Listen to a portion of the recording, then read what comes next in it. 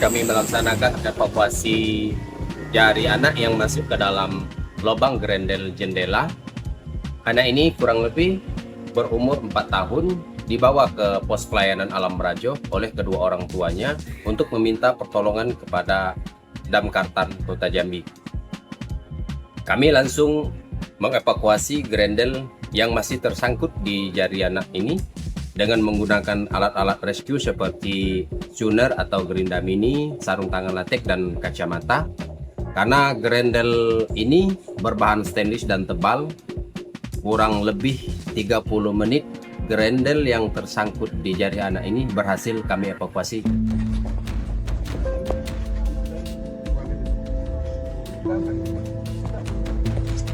Buka betul, buka. Buka. Belum. Buka. Salsi buka. Salsi buka lawang. Salsi buka lawang enggak? Kamu buka lawangnya enggak? Lawangnya buka enggak?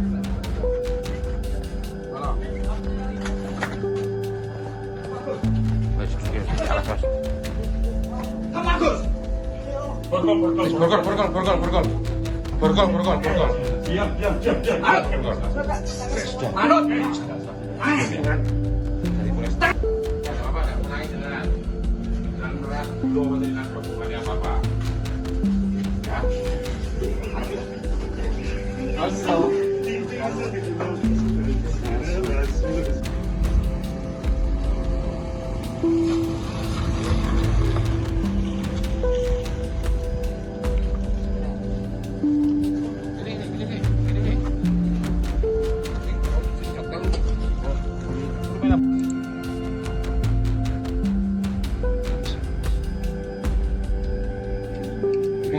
Ricci diantarkan putar balik sana.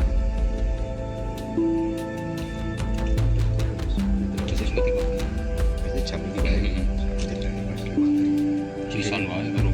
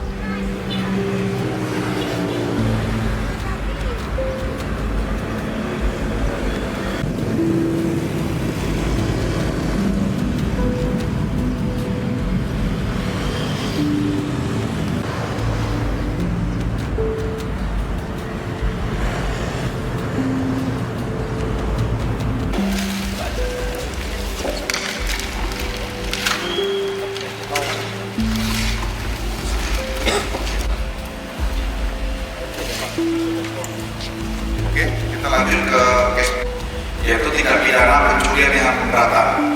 Yaitu pencurian, pelaku melakukan aksinya seorang diri ya.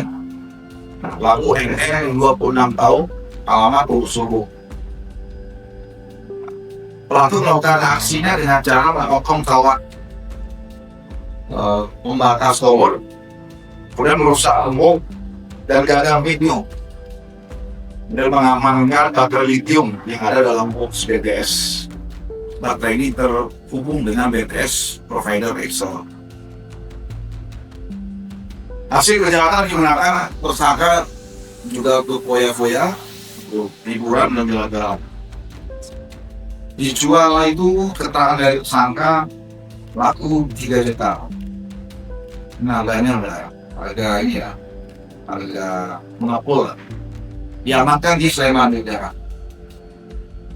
Jadi, apakah mereka juga pernah bereaksi sebelumnya karena kan punya pengalaman? Ya, tersangka juga melakukan aksi di beberapa tol dan kita juga kerjasama dengan Polda dengan polisi yang lain untuk beberapa TKP lainnya. Ini ada satu TKP yang tim di Hulu Temanggung ya. Nah, ini sedang kita dalami. Yang sudah terang menerang ya TKP Solo.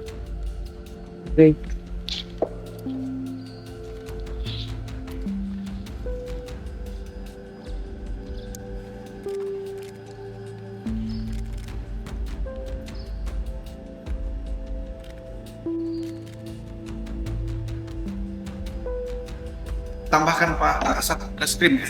Saya izin mendahului. Siap.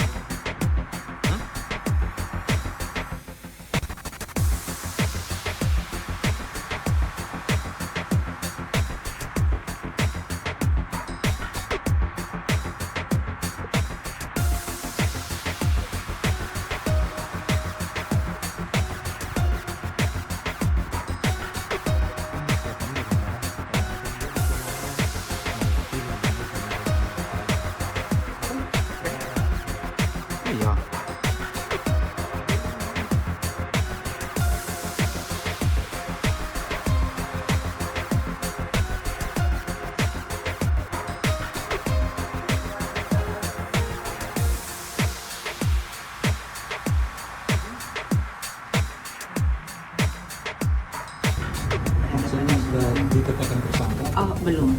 Kan tadi sudah disampaikan. Ini fokus kita kepada si anak untuk rehabilitasi dulu dan untuk pendampingan juga.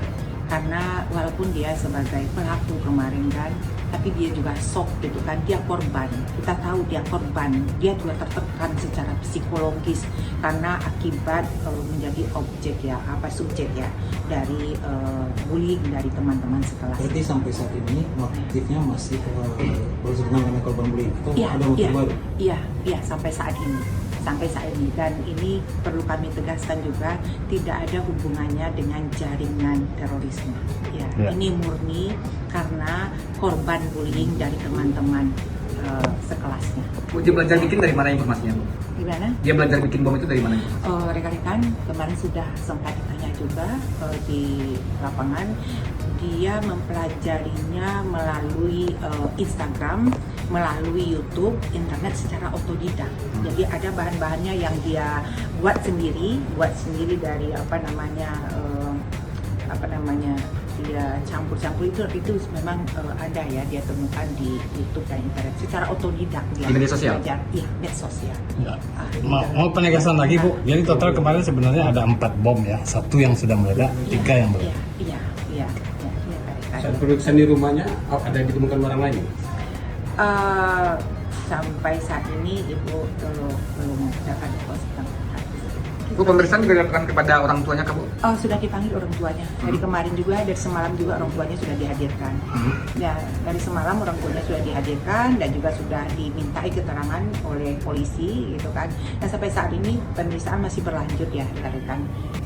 Ada beberapa orang guru lagi yang akan dipanggil untuk melengkapi keterangan-keterangan yang diperlukan oleh Polri. Itu kan dari Mabes, dia tergabung dengan kelompok goreng. Sampai saat ini kita masih penyidik menyampaikan bahwa dan dari Ibu juga sudah koordinasi dengan Satgas dari yang Densus 88 itu murni ini adalah korban bullying ya. Kejadian ini dipicu oleh rasa dendam, sakit hati, kemudian tekanan psikologis yang mendalam sehingga dia melakukan hal tersebut. Jadi dia bergerak sendiri ya? Dia bergerak sendiri. Jadi tidak terafiliasi dengan jaringan manapun ya? Sampai saat ini informasi sementara seperti itu.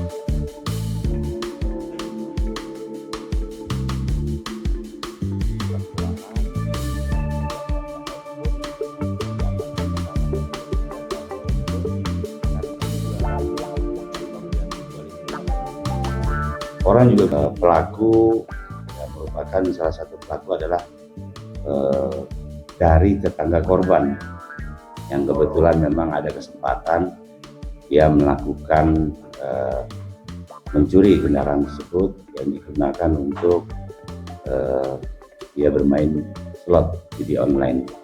Nah, setelah dikembangkan barang bukti yang hilang dari tempat kejadian perkara tersebut adalah satu unit kendaraan Honda Vario berdasarkan nomor LP yang dilaporkan oleh pelapor LP B90-7 dan 2 unit handphone, satu handphone Redmi, satu iPhone 12 Pro Max. Kemudian dari tersangka dibawa ke satu tempat tidak jauh jarak dari TKP kurang lebih 150 meter. Kendaraan tersebut disimpan, kemudian di hari yang sama kendaraan tersebut setelah dia simpan, kemudian handphone tersebut dijual, kemudian yang Redmi dijual 300.000, kemudian yang iPhone-nya dijual sebesar iPhone Pro Max seharga 7 juta. Kemudian hasil pengembangan dari Kanit Reskrim dengan unit Opsnal Polsek Cinere akhirnya dilakukan tindakan tegas. Kemarin dilakukan diambil pada saat dia sedang mancing di sekitaran, karena memang dia berdekatan, bahkan di pelaku juga ini sempat ikut dengan korban sama-sama ngecek CCTV korban, karena dia memang gunakan untuk bermain judi dan di slot yang dia mainkan. Nah, beberapa barang bukti yang sekarang ini kita amankan di Polsek Cinere, diantaranya 1 buah BPKB, kemudian 1 buah dompet warna hijau yang pada saat itu diambil juga milik Pak Baihaqi, kemudian 1 buah casing handphone yang memang sengaja dicopot oleh pelaku dari tempatnya, kemudian 2 buah SIM card handphone dan 1 buah memory card. Jadi barang bukti tersebut sekarang sudah kita amankan, ada di depan yang sekarang ini sudah di hadapan rekan-rekan media. Rekan-rekan, untuk ancaman pasalnya kita kenakan pasal 477 dengan ancaman hukuman 7 tahun penjara. Jadi itu rencananya kita akan lakukan tahap. Kalau korban dia kebetulan si pelaku aja, karena memang kebetulan kesempatan si pelaku kurang lebih kan itu kan menjelang subuh jam 5 menjelang subuh dilihat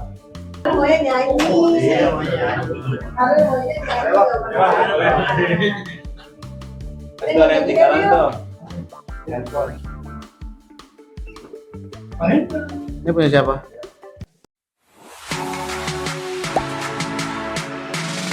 Gak sempet baca? Dengerin aja, klik icon text to speech di okezone.com.